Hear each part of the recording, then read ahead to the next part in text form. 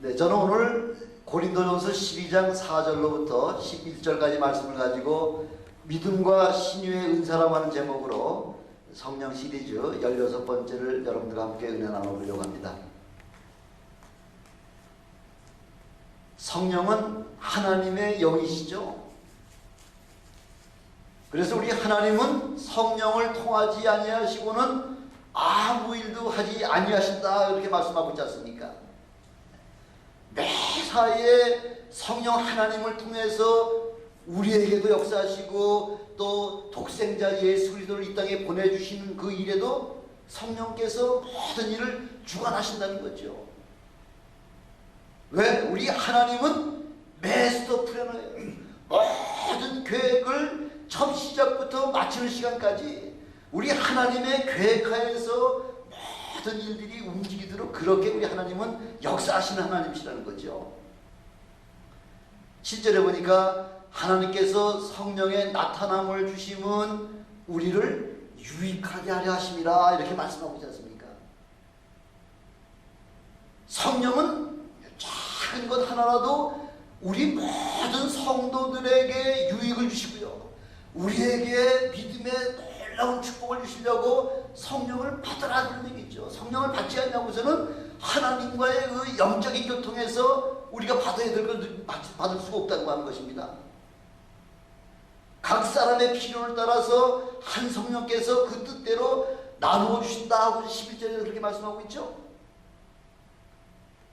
우리 성령 하나님은 여러분 한 분 한 분들에게 어떤 것이 필요하고 지금 어떤 것을 통해서 해야지만 은혜 받을 것인가를 우리 성령 하나님은 너무나 잘 아시기 때문에 그 필요에 따라서 필요에 맞춤으로 우리에게 은사를 주시는 분이 바로 성령 하나님이시라는 거죠. 하나님이신 우리 예수께서 이 땅에 오셨을 때도 성령으로 잉태하게 하시고 또 태어나시고 난 다음에는 이제 공생애를 시작할 때에 성령 하나님께서 아주 그냥 광야로 몰아내셔서 우리 한 예수 그리스도로 말미암아 이제 공생애 사역을 하시도록 하기 위해서 성령께서 몰아내셨다 그러잖아요.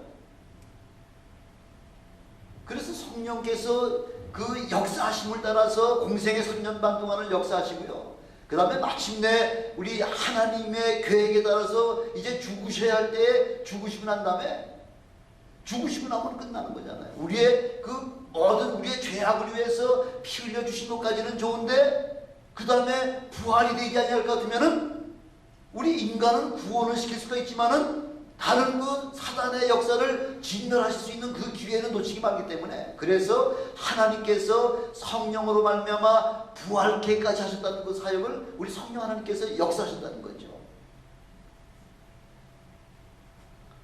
아무리 삼위일체 하나님이라고 하더라도 각각의 맡겨주신 사역가들에게 그 사역을 초월하시진 아니하신다는 거죠. 반드시 내게 맡겨준 사역만 감당하시는 것이 바로 삼위일체 하나님께서 그 맡으신 사역이요, 그 맡으신 사역을 통해서 우리에게 구체적으로다가 우리를 죄에서 구원시켜 주시고 죄에서 구원시켜 주신 우리 모두를 통해서 어떤 방법으로다가 은혜를 주실 것인가를 갖다 우리 성령 하나님께서 구체적으로다가 우리에게 역사하시는 하나님이시라는 거죠.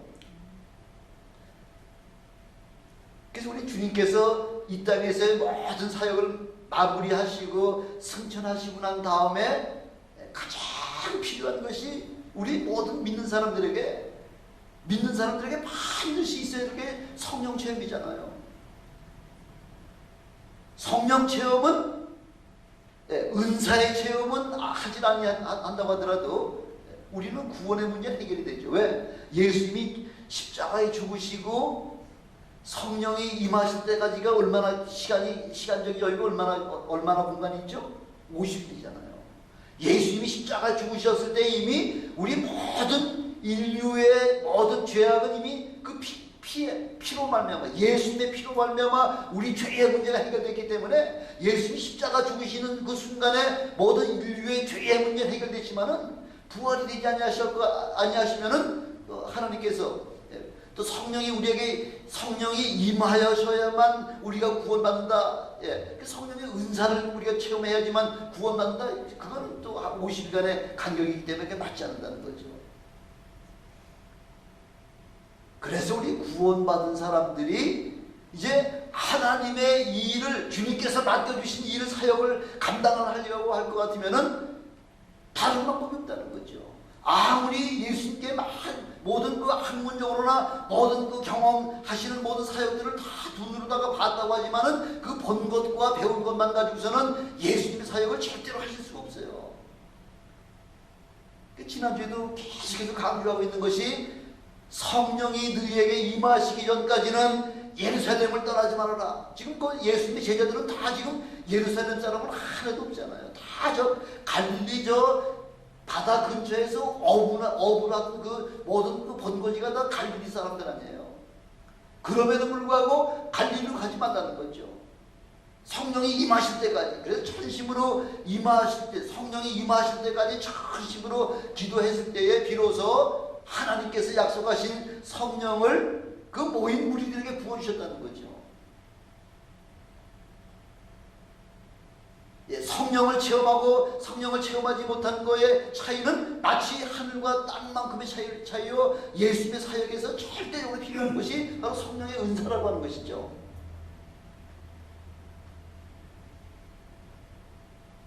그래서 우리로 하여금 성령으로 말미암아 거듭나게 하시고 하나님의 일을 감당케 하시기 위해서 성령을 받아라 하고 그렇게 말씀하고 계시는 겁니다.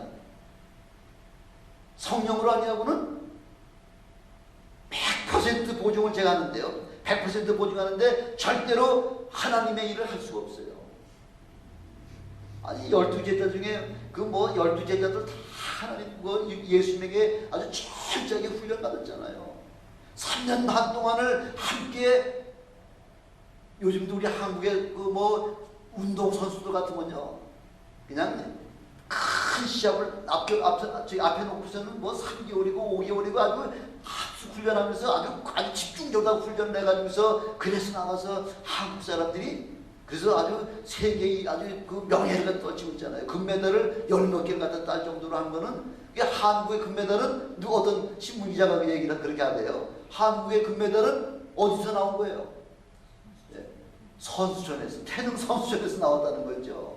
미국의 금메달은 각 모든 운동장에서 어려서부터 뛰어가지고 그 운동장에서 연마한 그 기술을 가지고서 금메달을 땄는데, 한국 사람들은 아주 좀 특기가 있다고 하는 사람들을 뽑아가지고 태릉 선수촌에다가 모아놓고서 4년 동안 집중적으로 훈련을 시키는 거죠. 그러니까 금메달을 못 딸 수가 없는 거죠. 근데 이런 훈련만 가지고서도 하나님의 일을 할 수가 없다는 거죠. 주님께서 우리에게 맡겨주신 사역을 할 수가 없다는 거죠.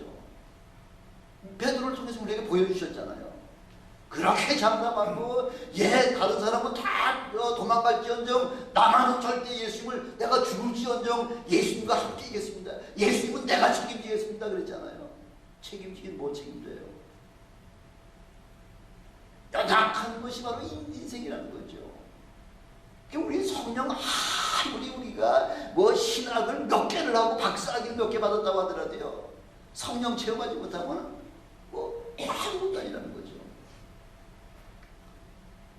성령을 헬라말로다가 뉴마라 그래요. 뉴마. 앞에 그 부자를 약하게 뉴마라고 얘기를 하는데요. 뭐냐면은 아주 거룩한 영이라는 거죠.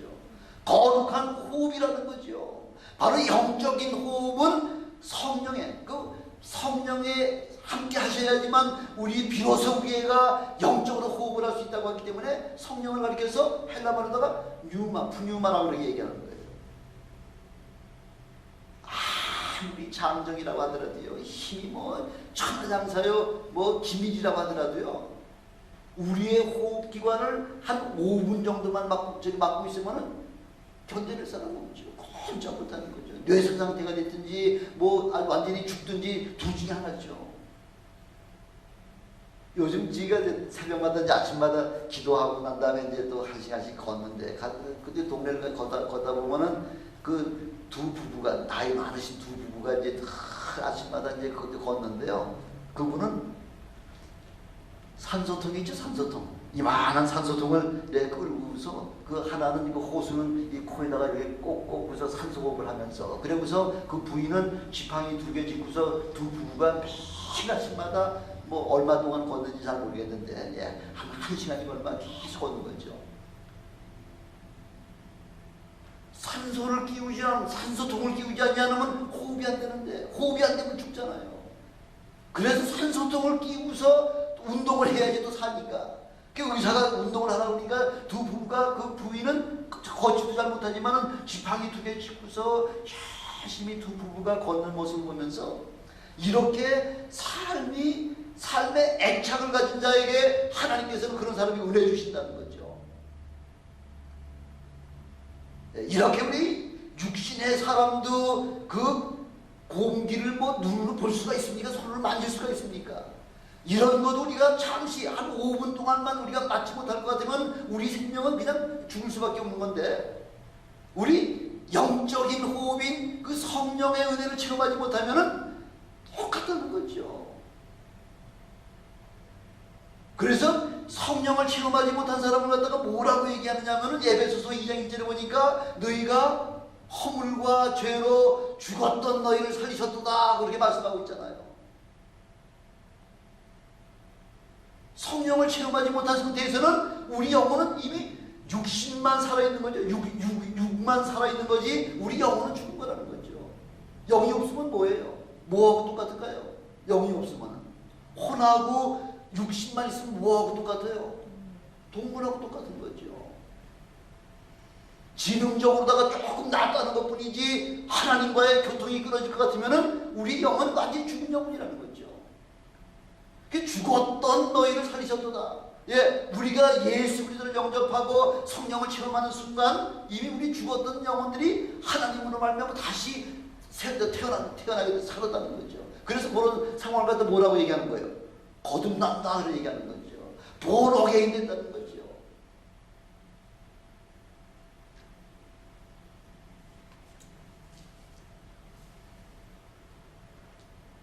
이렇게 우리 영적인 호흡은 우리의 그 삶에 엄청나게 중요하다는 거죠. 거룩한 호흡을 통해서만 우리 영혼이 비로소 살 수 있다는 겁니다.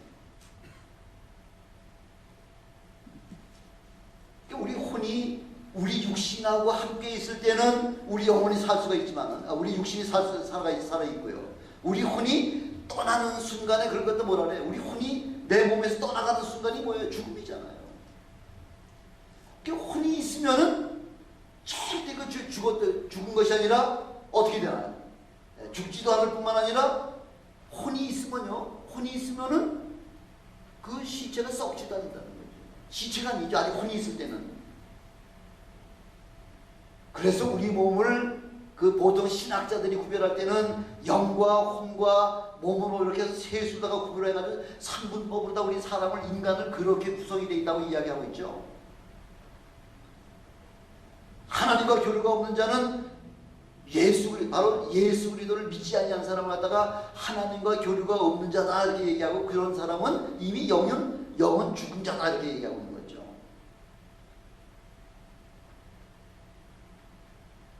그래서 우리 성령을 체험하고 성령이 우리 심령에 들어올 때에 비로소 우리는 하나님과 영적인 교류가 시작된다는 것입니다. 그래서 요한복음 1장 12절에 보니까 영접하는 자 곧 그 이름을 믿는 자들에게는 하나님의 자녀가 되는 권세를 주셨으니 이는 혈통으로나 육정으로나 사람의 뜻으로 나지 아니하고 오직 하나님께로서 난 자들이라 이렇게 말씀하고 있잖아요. 이런 상태가 바로 거듭난 상태라는 거죠. 이런 사람은이야말로 하나님께로 난 자이기 때문에 하나님을 우리는 뭐라고 부를 수 있다고요? 아빠, 아버지하고 부를 수가 있다는 거죠.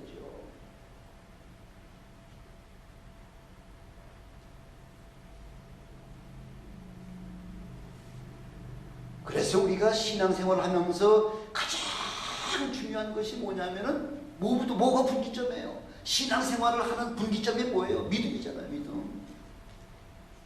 아주 신앙의 전제 조건이요, 신앙의 아주 진수가 믿음이죠. 믿음? 그까 지금 아무것도 아닌 것 같죠. 믿음, 맨날 우리가 얘기하는 게 믿음 하니까 믿음이 별거 아닌 것 같지만요, 이 믿음이라고 하는 것이 우리의 일생의 가장 중요한 게 믿음이라는 거죠. 이 믿음이 없으면은 우리 믿음을 전부 다 우리에게 주셨지만은 그러나 우리에게 거저 주셨는데 다 누가 믿음 가지고 있나요? 아니에요.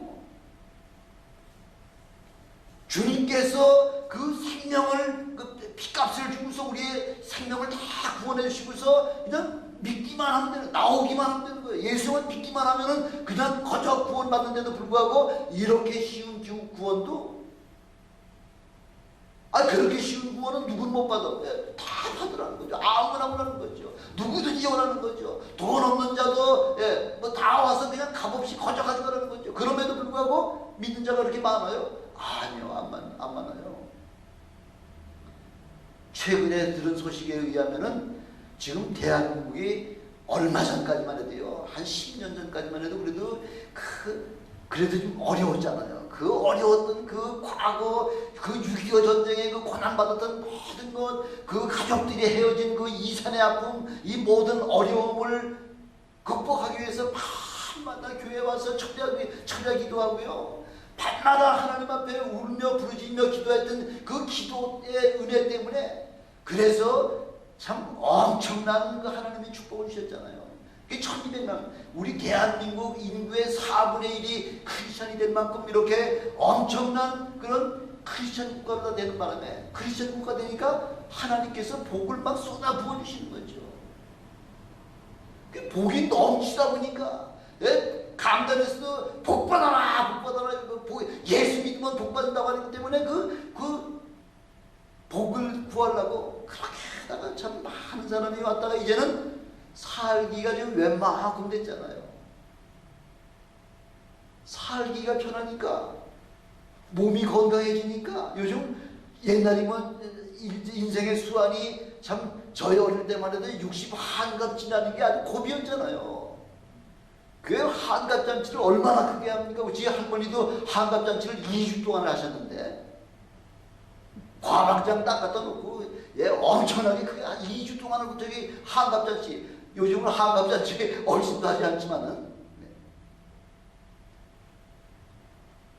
건강해지고 부유해지니까 예수가 필요가 없는 거예요. 너무 편하게 살기 편한데, 살기가 어려워야 되지. 뭐 부르짖고 하나님 앞에 기도해가지고서 그 좀 부족한 부분을 좀 채워야 되겠는데, 지금은 너무 넉넉해, 너무 부유해, 너무 넘쳐요. 그러니까 예수님 믿는 자들이 하나둘씩 이렇게 떨어져 나가더니, 요즘은 그나마 또 우리 영적인 지도자들이 그 하질 잘못하니까, 제대로 치료를 잘못하는 바람에 많은 사람들이 최근에 한 10년 사이에 뭐 엄청난 크리스천들이 다른데라고 옮겨간다는 거죠. 그만두었든지 아니면은, 제가 캐톨릭 신자라고 말씀드렸잖아요. 전에 옛날에 25년 동안. 캐톨릭은 편하지요. 하고 싶은 거, 대충 하고 싶은 거 다 할 수 있죠. 술 먹고 담배 피우고, 또 한국의 제일 문제가 뭐예요? 제사 지내는 거죠. 제사 지내는 것도 너희 뭐 미풍양속이니까 오케이 해가지고서 다 교황청에서 허락을 해주니까 뭐 거리낄 게 없어. 또 교회 나오면 개신교에서는 뭐 헌금 얘기 많이 하잖아요. 건축하면 건축헌금 내라든지, 뭐 11조 내라든지, 뭐 이런 헌금 저런 헌금 하니까 귀에 호실르거든. 근데 캐톨릭에서는 살짝 뭐 헌금 조금 뭐 좀 내라고 하는 얘기는 가끔가다 하긴 하지만 11조 같은 건 입 밖에 내지도 않죠. 술 먹고 싶은 거 마음대로 술 먹죠. 담배 피우고 싶으면 다 피우죠. 그러니까 사회생활 하는데도 뭐 불편한 게 하나도 없어. 근데 우리 개신교에 들어오기만 하면은 술 먹지 말아라, 담배 피우지 말아라, 뭐 하라, 뭐 이런저런 얘기 많으니까 좀 마음에 부대끼는 거죠. 마음에 부대끼니까 하나 둘씩 편한 데로 자꾸 옮겨가는 거죠. 얼마나 안타까운지 말도 못해. 점점점 때는 지금 마지막 때를 향해 가지고서 지금 치닫고 있는데요. 달려가는데, 그래서 요즘 우리에게 사도 베드로가 뭐라고 말씀하세요? 지금은 자다가도 깰 때요. 전심으로 하나님 앞에 부르짖며 기도할 때다, 이렇게 말씀하고 있음에도 불구하고 지금 여기가 좋사오니 그냥 내버려 두십시오. 난 이대로 살겠습니다 하고서 그렇게 편안하게 신앙생활하려고 하는 사람이 얼마나 많으냐는 거죠. 그러니까 제가 알기로는 한 몇백만 명이 지금 저기 뭐 캐톨릭 분다가 하고 또 불교로다가 뭐 절 믿는 데로다가 뭐 그렇게 갔다고 하는 이야기를 들으면서 참 너무 안타깝죠. 그 우상은 결국은 사망의 길이요 멸망의 길이요 참 절망의 길임에도 불구하고 거기를 편안하다는 거죠. 야 교회 안 나오도 아주 편안하다는 거죠. 왜 영혼에 칼급한 게 없습니까? 그래서 우리 주님은 예수를 믿고 또 우리에게 은혜를 우리에게 주신다고 그렇게 말씀하고 있음에도 불구하고 도무지 지금 믿으려고 하지 않는다는 거죠. 믿는 자와 안 믿는 자는 하늘과 땅 차이 아닙니까? 예수님의 공생의 3년 반은 아주 하나님의 일을 행할 수 있는 것을 많은 사람들에게 보여주시려고 샘플보다 이렇게 믿어야 되고 이렇게 살아야 된다고 하는 그 사는 그 믿음의 신앙의 모습을 샘플로 보여주시려고 우리 주님께서 오셨잖아요. 3년 반 동안. 우리에게 보여주신 사건이 어떤 사건이에요? 우리 인간 사회에서는 도저히 할 수 없는 그런 불가능한 그 사역들만 우리 주님께서 쭉 그 사역을 3년 반 동안 하시는데 어떤 사역이에요? 오병이요. 어린아이가 먹는 떡 5개와 물고기 2마리 가지고서 5,000명을 먹이고서도 12바구니가 남게 하시는 역사가 가시지 않나? 무리를 걸어가시지 않나? 소경의 눈을 뜨게 하시지 않냐나? 어떠한 자가 됐든지 예수님 앞에 나오기만 하면은 모든 문제가 해결되는 이 엄청난 사역을 예수님 3년 반 동안 하셨다는 거죠. 요한복음 20장에 보면은 그 예수님이 하신 사역이 얼마나 많은지, 우리 인간으로서는 도저히 할 수 없는 그런 일들을 얼마나 많이 하셨는지 일일이 그 하신 일을 기록하자면은 이 세상에도 두기도 부족하다 이렇게 그렇게 할 만큼 그렇게 엄청난 사역을 하시고 하셨잖아요. 아니 그러면 예수님이 한 다른 건 다 기억을 못한다고 하더라도 우리 예수님이 하신 것 중에 아주 한 가지 사건만 보면은 그분이 어떤 분인지 감당할 수 있잖아요. 그 나사로가 죽어가지고 이미 나흘이 돼가지고요. 냄새가 나가지고서 썩는 그 무덤 앞에 찾아가셔가지고서 저 무덤에 돌을 굴려 옮겨놔라. 선생님 죽은 지가 나흘 돼서 그 시체가 다 썩어서 썩은 냄새가 납니다. 그러나 주님께서 명령하시니까 돌을 옮겨놨을 때에 우리 주님께서 나사로야 나오너라 그 고백 그 명령 한마디에 그 죽은 자가 배를 도인 채 그냥 뛰어나오는 그 모습을 봤으면은요, 아니 그분이 어떤 분이라는 거 금방 알 수 있잖아요. 그분이 어떤 분이세요? 하나님이시죠. 그 나사로가 다르게 그 믿는 사람이 점점 더 많았다 그러잖아요. 이 한 가지 사건만 보면은 예수가 누구신지를 우리가 분명히 알 텐데도 불구하고 믿음이 그렇게 쉽게 믿어지는 게 아닌가 봐요. 오히려 그 나사로의 그 소문이 퍼지지 못하도록 그렇게 그 방해를 했을 뿐만 아니라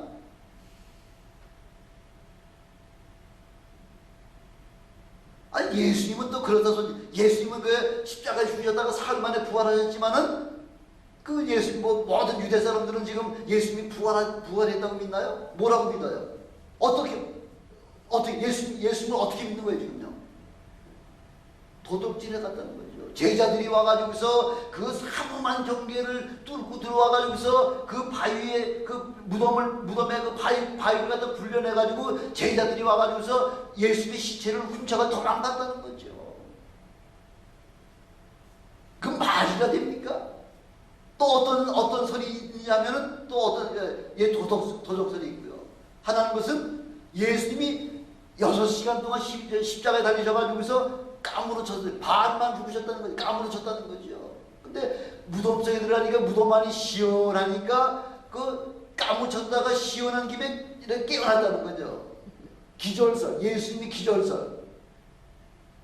제일 신빙성 있는 게 뭐예요? 제일 신빙성 있는 게 예수는 부활하셨다고 하는 제일 신빙성 있는 게 뭐예요? 빈 무덤설이잖아요. 삼엄하게 그 무덤을 다 지켰어도 무덤 안을 보니까 빈 무덤이에요. 빈 무덤이라고 하는 이야기는 뭐예요? 예수님은 뭐예요? 부활하셨습니다. 이게 바로 빈무덤설이라는 거죠.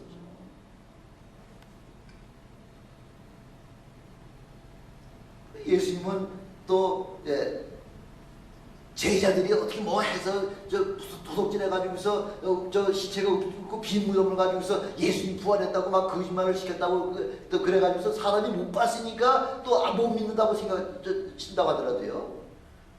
예수님의 제자들 그렇게 막 그렇게 그 관원들의 그 또 핍박이 두려워가지고 숨어있던 저 예수님의 제자들이 성령의 은혜를 체험하고 나니까 다 한비하게 나가서 예수 믿을 복음을 증거하잖아요. 어떤 사건이 일어났었나요?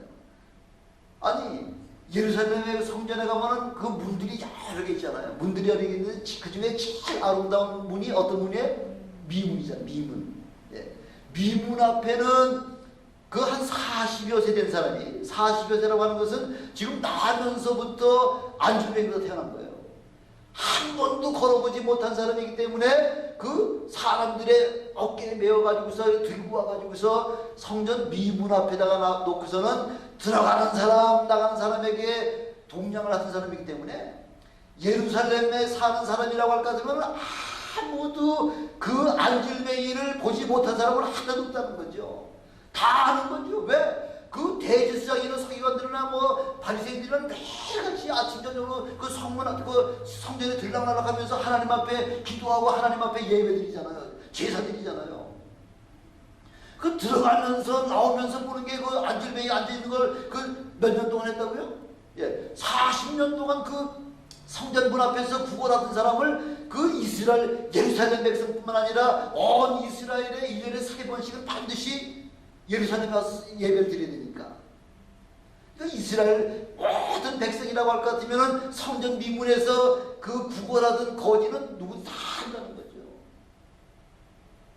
그날도 베드로와 요한이 그 성전에 기도하러 올라갈 때에 한 푼 보태주십시오 하고서 그 구걸하는 그 안질뱅이에게 내게 은과 금은 없지만은 내게 있는 것으로 너희에게 주노니 곧 나사렛 예수 이름으로 걸어라 하면서 이렇게 명하시잖아요.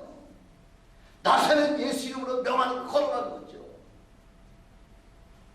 그때 그 광경이 아마 굉장했을 것 같습니다. 어느 정도 얼마나 소란스러웠을까요? 40년 동안 이렇게 안질뱅이가 그걸 일어나려고 할 것 같으면은 뼈가 이렇게 굳어졌던 게 펴지려면 우두둑 해가지고 그 펴지려면 아마 굉장히 소리가 저쪽에서 다 들었을 겁니다. 와, 마치 그 마른 뼈가 막 연합해가지고서 그 사람이 되고 거기다 생기를 집어넣으니까 다시 군대가 회복되는 그 사건이 다시 한번 지금 예루살렘 성전 앞에서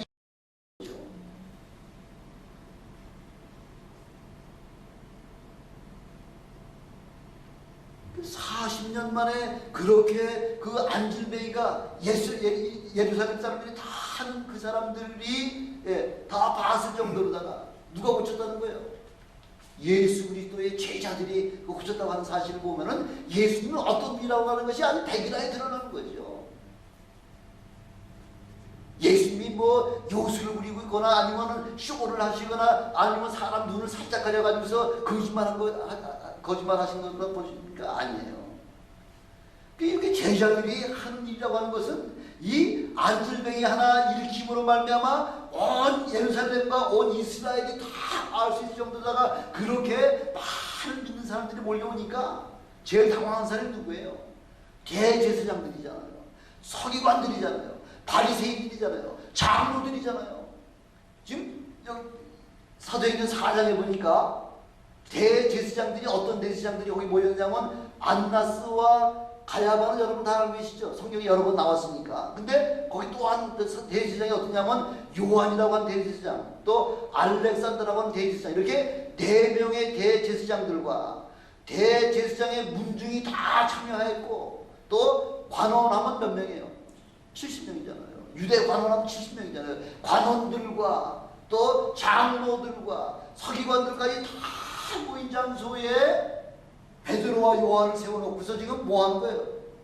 국회에서 뭐 하듯이? 청문회 하듯이 대한민국 청문회는 아무것도 아니죠. 국회의원들과 하고만 하는 거지만은 여기는 지금 유대 나라의 최고 권세자들이 다 모여가지고서 그 문중까지 장로들과 관원들과 서기관들까지 다 모여가지고서 지금 신문을 하는 거죠.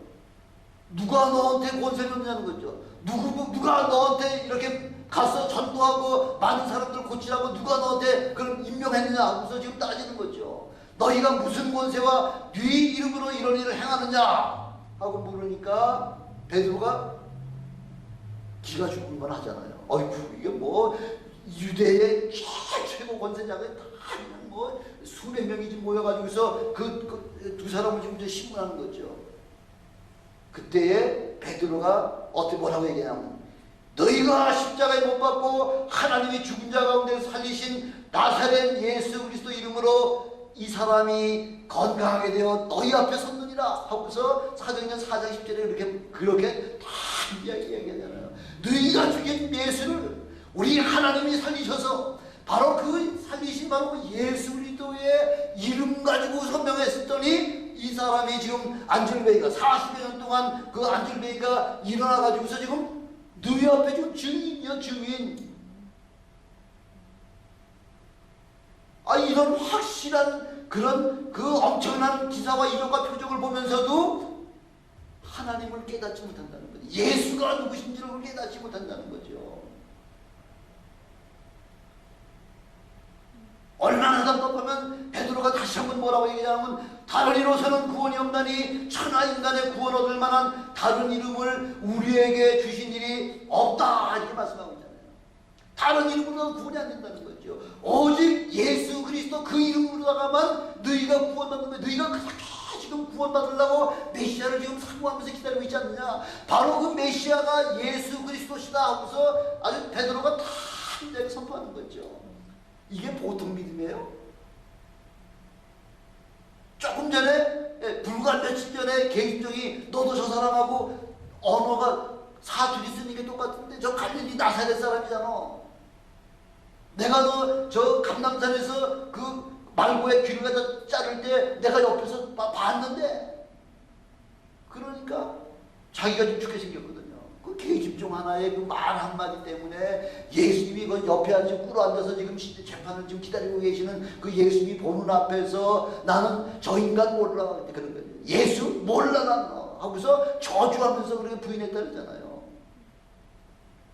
선생님이 옆에 계신데 너 오늘 다 굴기 전에 나 3번 나 부인할 거야. 천만의 말씀이요 그럴 일이 없습니다.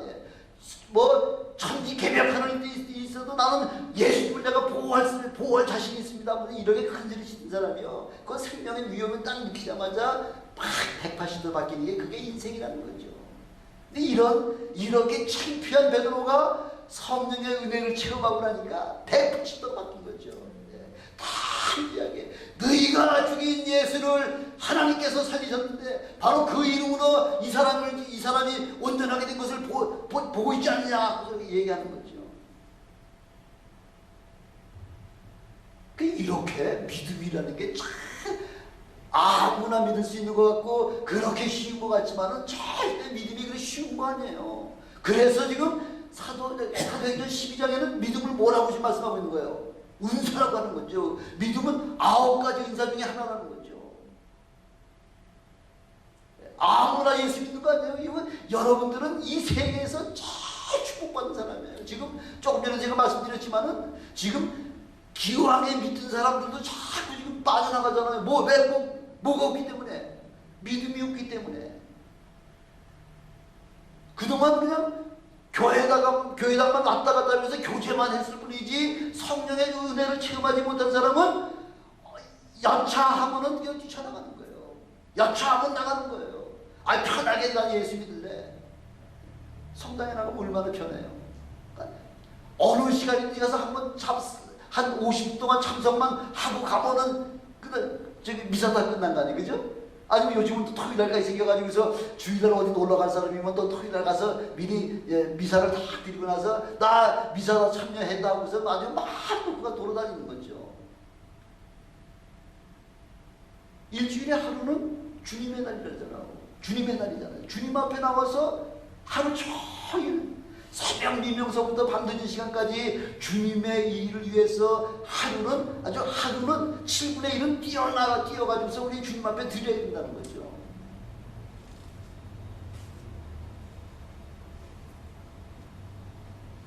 이런 것을 보면서도 믿지 못하는 게 참 신기하죠. 뭐 지금 그 사람 유대 사람들만 좀 얘기하는 거 아니에요? 저도 그랬으니까. 저도 저 사람이 저희 아내가 그 완전하게 건강이고 완전히 평생을 누워 지내야 된다고 하는 것이 그냥 기도원에 가서 터치합니다. 안수 한 번 받고서 깨끗하게 다는 것을 두 눈으로 보면서도 아이고 일요일 날은 노는 날인데 거기 주님 앞에 교회 가가지고서 하루 종일 붙잡고 있으더니 뭐 짜증이 나고 뭐 신경이 나고 뭐 별짓 다 했죠.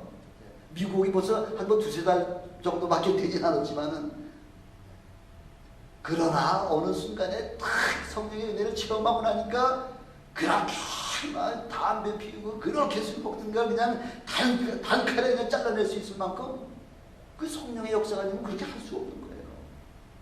담배 끊기가 쉬웁니까? 여러분들 담배 피워보신 분들 아시지만은 담배 끊기가 쉬워요? 아이고 천만의 말씀이에요. 저도 담배 끊으려고 한 20년은 그래 아마 고생했을 거예요. 좀 뭐 몇 가지 피우고 뭐 하다가 뭐 몇 가지가 그렇게 끊어지질 않아가지고서 결국은 담배를 좀 피우다가 성령을 체험하니까 그냥 한순간에 그 담배가 끊어지는데요.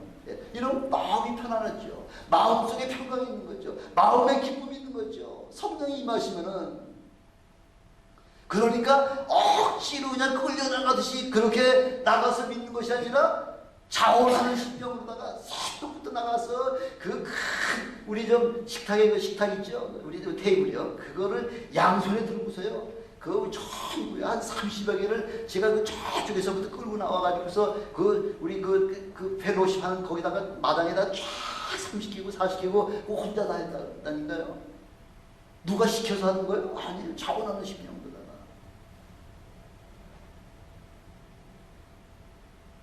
요즘 너무 지금 한국이 너무 살기가 좋으니까 아마 세계에서 뭐 살기가 최고 좋은 나라가 한국이 아닌가 생각될 정도로다가 돈 있는 사람은 뭐 외국 나갈 필요 없다는 거죠. 한국에 있으면 뭐 마음껏 뭐 하고 싶은 거 다 한다니까. 한국이 아주 요즘은 천당부 다음 갈 정도로 그렇게 뭐 잘해놨다는데요.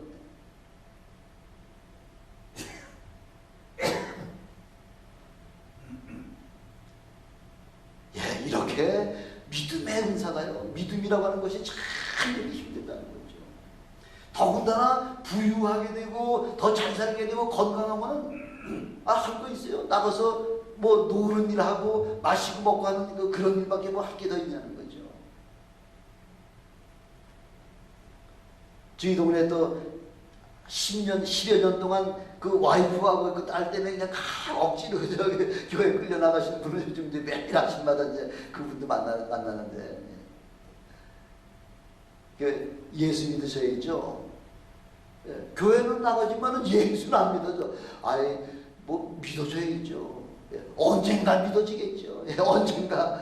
예, 그분이 지금 뭐 전립선 암에다가 뭐 걷는 것도 간신히 걸으시죠. 그 걷기 운동을 뭐 그 아주 막 그 부인께서 막 운동하라 그래가지고서 그냥 나 당신 거 다 지저분한 거 이제 못 치워. 그러니까 그 안 치우니까 알아서 당신이 미리 운동해. 해가지고서 한숨씩 매일 나와가지고 운동을 하긴 합니다만은 안 믿어준다는 거죠. 안 믿어줘야지 그 믿는 거지.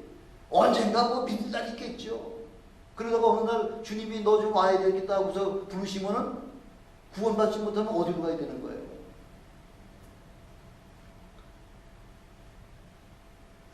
엊그저께 또 어떤 분이 또 그 이메일을 보내와가지고 쭉 봤더니요. 하나님이 그렇게 싫어하시는 것만 지금 아주 미국이 지금까지 골라서 그것만 그냥 하는데 그 동성결혼하고 동성연애하고 이제 그런 커플들 뭐 쭉 통계로다가 한 20페이지 정도로 다 통계 아주 그림까지 다 통계 아주 도표까지 그려가지고 한 걸 저한테 이제 보내와가지고 쭉 봤더니 3, 40대는 70%가 동성결혼 오케이 좋다는 거죠. 또 동성결혼 뭐 가지고 뭐 자기는 취향이 이래가지고 같이 사는 거야 뭐 어때 하고서 다 괜찮다는 거죠. 젊은 사람은 또 젊은 사람이라고 또 그러는데 제일 문제가 되는 건 지금 교회 안에서 감리교, 장로교, 침례교 뭐 쫙 교단별로다가 또 해가지고서 나왔는데 아니 교단별로다가 교단에서 거의 뭐 한 48%, 52% 이렇게 해가지고서 벌써 동성결혼 찬성하는 그 교단이 교회가 지금 50% 넘은 교회가 상당히 많아요. 아니 그 사람들 눈에는 이게 안 보이나? 이 성경이 아주 동성결혼 때문에 우리 하나님이 가장 증오하고 가장 싫어하시는 것이 동성결혼인데 이 교회 안에서도 이제 오케이, 대시 오케이, 노 프라블럼. 점점 더 죄악이 관영하고 있고요. 또 엊그저께도 어디 갔더니 또 누가 그 얘기를 하대요. 산갈치라는 게 산갈치. 산갈치라는 게 그게 뭐 아주 그 바닷속에 사는 갈치 종류인데 길이가 6m 된다네. 6m. 굉장히 길다네. 6m짜리 갈치 보셨어요? 네. 갈치 6m짜리 저는 들어보기도 처음이에요. 근데 그게 저 바다 깊은데 그 모래 속에 산다는 거지. 근데 그놈이 나올 때 보면은 꼭 무슨 이상한 사건이 꼭 일어난다는 거죠. 어떤 사건이냐면은 막 그냥 그 바닷빛이 뜨거워가지고 지진이 막 용암이 거기서 막 부글부글 해가지고서 막 터지기 바로 직전일 때는 그놈이 거기 견디지 못해가지고서 위로 올라온다는 거죠. 그래가지고 잡힐 때 보면 틀림없이 그런 사건이 일어나는데 지진이 일어나든지 용암이 폭발되든지 뭐 그런 사건이 일어나는데 최근에 그 6m짜리 산갈치가 잡혔다는 거죠. 멕시코만에서. 어제 그저께 신문에도 보니까 전에는 여기가 뭐 진짜 지진지대이긴 지대지만은 뭐 여기서 나느냐 샌디고 쪽에서 나느냐 저 뭐 리버사이드 쪽에서 나느냐 샌프란시스코에서 나느냐 이제 뭐 그런 지역적인 문제 가지고서 뭐 어디서 혹시 날려나고서 그것 때문에 생각했는데 요즘은 장소가 문제가 아니라 오늘 날 거냐 내일 날 거냐 모레 날 거냐 이게 아주 이제는 언제 지진이나 그런 화산이 폭발될 건지 아주 그건 시간 문제라는 거죠. 이런 소식을 들을 때에 하나님께서는 벌써 이미 예언해 놓으셨잖아요. 어떻게 될 때, 세상이 어떻게 될 때 세상 종말이라는 것을 이미 우리에게 다 성경에 다 기록해 놓고 계시잖아요. 한 가지 두 가지 사건이 일어날 때 그 사건이 일어나는 것이 아니라 이런 사건도 일어나야 되고 저런 사건도 일어나야 되고 뭐 지진과 처처의 뭐 기근과 뭐 전쟁과 전쟁이 일어나고 그 다음에 이스라엘 백성들이 다시 회복 믿음으로 회복이 되는 역사가 나타나고 그 이스라엘 땅이 확장이 되고 그런 모든 사건들이 모든 족속으로 제사가 다 저기 복음이 다 증거가 되어야 되고요. 그게 지금 거의 대부분 지금 거의 아주 땡 하면 딱 하면은 그 모든 것이 한꺼번에 다 이루어질 수 있는 그 시기가 바로 오늘이냐 내일이냐 할 정도다. 이렇게 아주 거의 완벽하게 좀 준비가 다 됐다는 거죠. 시카고에 가면 그 주님이 재림하시는 날을 가도 다 해문다가 시계로다가 체크를 해놨는데 지금 주님 오실 날은 1분이 안 못 남았다는 거죠. 1분이 그 시계가 그 주님이 다시 재림한다고 하는 그 시간 표에 의하면 1분이 안 된다는 거죠.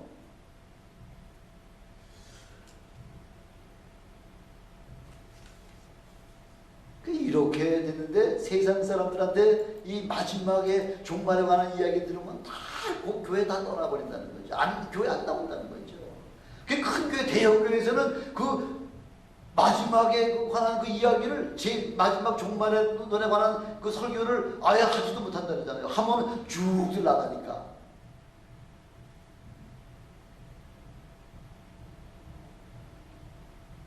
근데 오늘 본문에 보니까 8절에서부터 10절까지 보니까요. 10절까지 보니까 여기 10절에도 나오네요. 어떤 이에게는 능력 행함을, 어떤 이에게는 예언함을, 어떤 이에게는 영들 분별하는, 다른 이에게는 각종 방언을 말함을, 어떤 이에게는 방언을 통역함을 주시나니. 9절로다 내려가 보시죠. 9절로다가. 9절에도 보니까 9절에 보니까요. 다른 이에게는 같은 성령으로 믿음을, 어떤 이에게는 한 성령으로 병 고치는 뭐를요? 병 고치는 은사를. 저쪽에 8절서부터는 아무도 은사라는 말을 붙인 적이 없어요. 지혜의 말씀을, 어떤 얘기는 같은 성령을 따라 지식의 말씀을, 다른 얘기는 같은 성령으로 믿음을, 어떤 얘기는 한 성령으로 병 고치는 은사를, 나머지 것도 아까 좀 전에 봤죠. 10절에 보니까 아무도 그 9가지 은사를 이야기할 때 은사라고 이야기하지 않는데, 요 11절에 가서는, 9절에 가서는 병 고치는 은사다 이렇게 말씀을 하고 있는데, 병 고치는 은사, 병 고치는 데 대해서만 은사라고 지금 말씀하고 있는 거예요. 왜 그러냐면요, 다른 은사를 한 번 주잖아요. 지혜의 은사나 뭐 지식의 은사나 방언의 은사나 방언 통변의 은사는 한 번 주기만 하면은 그냥 계속 자기가 사용하기만 하면 끝까지 그냥 계속 그게 그 은사들이 지속이 되는데, 병 고치는 은사만은 마가복음 16장 17절 18절에도 보니까 믿는 자들에게는 이런 표적이 따르리니 너희가 곧 내 이름으로 귀신을 쫓아내며 새 방언을 말하며 뱀을 집으며 무슨 독을 마실지라도 해를 받지 아니하며 병든 자에게 손을 얹은 즉 나오리라 이렇게 말씀하고 있잖아요. 믿음하고 신유하고는 아주 불가분의 관계라는 거죠. 믿음이 있어야지만 신유의 병 고치는 은사를 주신다는 거죠. 그 병 고치는 은사를 받았다고 해가지고서 나 병 고치는 은사 받았으니까 이제는 뭐 내가 죽는 날까지, 주님 다시 오시는 그날까지 뭐 쉬시지 않는 뭐 항상 이거 병 고치는 은사가 나타나는 거 아니에요. 믿는 자들에게 또 하나님께서 필요에 따라서 하나님이 역사하실 때만 그 병 고치는 은사가 나타난다는 거죠. 아무리 우리가 뭐 힘쓰고 애쓴다고 하더라도, 기도하고 한다고 하더라도 신유가 안 되잖아요. 저도 신유회 그거 하려면 며칠씩 막 3일씩 금식하고서 그러고 가가지고서 기도하고 그래야지 막 역사가 나타나죠. 그냥 평상시에 잘하면은 뭐 평상시에도 종종 일어납니다만은 매번 일어나진 않죠. 그런 것 같으면 우리 박영수 집사님이나 뭐 저 정승희 집사님 같은 경우 벌써 났죠. 근데 하나님의 때가 아니라는 거죠. 하나님이 함께 역사하셔야지만 그때 안수받는 자와 또 하나님의 그 성령이 함께 역사하실 때 그때 일어난다는 거죠. 그렇기 때문에 성령 병 고치는 은사하고 그렇게 말씀하고 계십니다. 1970년대, 80년대 그 유명한 그 마마쾅이라고 하는 사람 아시죠? 중국의 그 유명한 전도자죠. 예수 복음 전도하다가 밤낮 가서 그 감옥소에 가서 사는 거예요. 감옥소에 들어가기만 하면 뭐 어마어마한 그 기사와 이적과 표적이 나오는 거예요. 감옥소에 뭐 별의별 게 다 들어있잖아요. 뭐 이도 있고 뭐 빈대도 있고 뭐 온갖 물건 다 있어가지고 그 감옥에 들어가기만 하면 제대로 먹지 못하죠. 이런 물것이 그 깨물죠. 그러니까 뭐 극구하려고 그것 때문에 잠 못 자가지고 고통받는 사람이 얼마나 많아요. 근데 마마쾅 여사가 기도하기만 하면 그냥 그 빈대고 뭐 이가 이런 게 그냥 순식간에 없어진다는 거죠. 그 안에서 기도하기만 하면 뭐 병자들이 다 일어나는데 그 사람을 이제 막 세계에서 막 마마쾅 여사 그 석방해줘라 해가지고서 석방돼가지고서 중국 안에 둘 수는 없으니까 또 전도하니까 할 수 없이 홍콩으로다가만 딱 나가기만 하면 그 마마쾅 여사가 비행기 타고서 홍콩 상공에까지만 딱 오게 되면은 그다음부터 역사가 나타난다는 거죠. 마마쾅 여사가 신유의 역사가 없어서 그런가요? 신유의 능력 다 가지고 있는 사람이죠. 그러나 하나님께서 함께 필요하실 때 역사하셔야지만 신유의 역사가 나타난다는 거죠. 그래서 믿음, 기왕에 우리 주님 안에 부름을 받은 여러분들은 이 세상 70억 인구 가운데 가장 축복받은 사람이 바로 저와 여러분들이세요. 여러분들보다 더 축복받은 사람은 이 세상에 아무도 없습니다. 네, 여러분들이 제일 최고의 축복을 받은 사람입니다. 이런 엄청난 축복을 받으셨으면서도 불구하고 그 믿음의 그 능력을 사용하지 못한다고 할 것 같으면 그거 참 불쌍하죠. 능력을 주셨음에도 불구하고 그 능력을 사용하지 못한다고 할 것 같으면 그거 얼마나 그 바보 같은 짓이 되겠습니까? 아마 우리 박성준 우리 목사님도 선교지에서는 뭐 엄청나게 역사가 나타나셨을 겁니다. 뭐 월남에서도 그렇고 벌써 여러분 간증들 많이 들으셨잖아요. 서독에 가셔서도 17년 동안 그냥 뭐 하반신 마비가 되고 휠체어 타고 다니는 사람인데도 불구하고 그냥 거기서 일주일 동안 금식하면서 기도하시니까 그냥 그 자리에서 번쩍 일어나가지고서 특별히 전도자나 선교하는 일에게 그 하나님의 성령의 역사가 병 고치는 은사가 많이 나타나죠. 미국만 들어와도 조금 좀 덜한 것 같아요.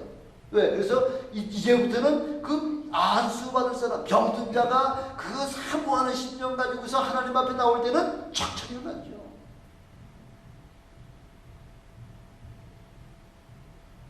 그래서 저는 우리 교회에 한 사람도 빠짐없이 여러분 한 분 한 분이 다 믿음의 은사와 그 병 고치는 은사를 가지고서 여러분 많은 주위의 사람들을 그 치유의 은혜로다가 그 구원의 은혜로다가 그렇게 인도하시는 여러분이 되시길 주님의 축원합니다. 옛날 얼마 전까지만 하더라도요, 뭐 선교사, 그 미국 선교사나 영국 선교사나 호주 선교사들 오시면은 그 한국 사람들이 그 사람들 갖다 뭐라고 얘기했나요? 저 사람들은 서양 귀신 믿는 사람들이라고 얘기해요. 서양 귀신들. 그 서양 귀신을 믿는 사람, 서양 귀신을 갖다 전친구하는 사람한테, 그 사람들한테 구원을 우리가 받을 수가 있겠습니까? 안 되죠. 그래서 김익두 목사님 같은 경우는 아주 유명한 깡패거든요. 하도 김익두 나타났다면 뭐 다들 설설설설 길 정도로 다 이렇게 유명한 깡패인데, 하루 어떤 하나님께서 그 김익두 목사를 변화시켜가지고서 그 김익두 목사가 그냥 신의 역사가 나타나가지고 전국을 돌아다니면서 하는 엄청난 신의 역사를 갖다 일으켰다는 거죠. 아니 1930년대 1940년대 그 당시에 뭐 의사가 있습니까? 뭐 약방이 제대로 있어가지고 약이 있었습니까? 김익두 목사님이 가시는 곳곳마다 그냥 엄청나게 신의 역사가 일어나가지고요.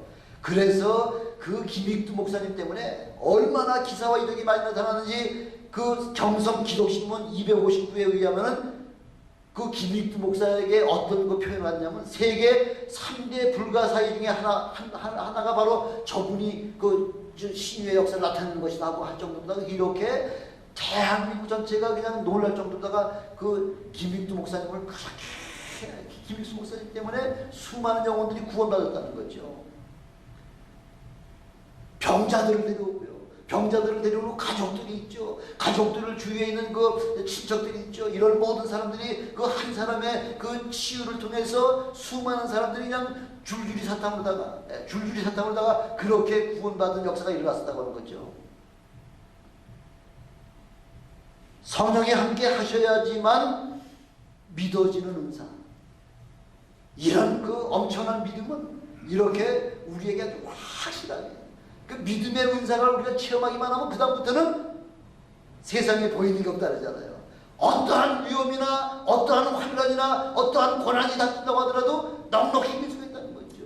뭐 배리집 걱정할 필요 없어요. 뭐만 있으면 믿음만 있으면 열심히 믿고 말씀에 우리가 말씀대로 살기만 하면요, 배리집안이나 세상 없는 것이 우리에게 온다고 하더라도 우리는 넉넉히 물리치고 승리할 수 있는 그런 믿음의 사람들이 되시길 주님의 이름으로 축원합니다.